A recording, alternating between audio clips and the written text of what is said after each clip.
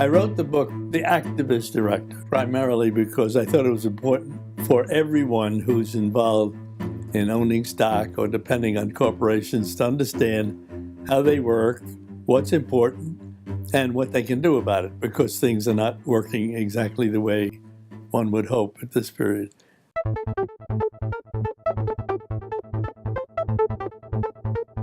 At the beginning, you bought stock to fuel the corporation and went directly from you owning stock into the corporation, which used it for growth and value and innovation and so on. That was at the beginning. But over a period of time, some intermediaries were more interested in trading the stock than they were in the corporation. Now they treat the piece of stock like a chip, and they want to see it go up and down. And the result is that instead of investing for the long term, for growth in the corporation, they invest for the short term to see the share price jiggle.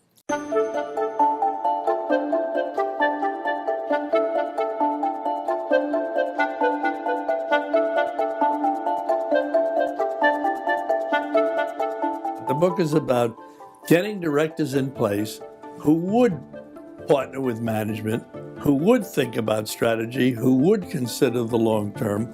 A director who did not want to be stagnant, who did not want to just watch things happen, who would not get his nose in, but then get his fingers in as well, and would go towards the objective of value creation over long-term growth and innovation instead of moving chips in a casino.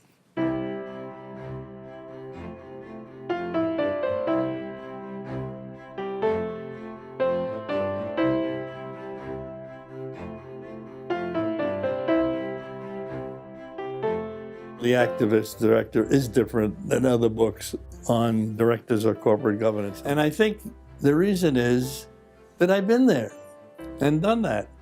I've lived in corporations now for 20, 30 years, been in I don't know how many different boardrooms.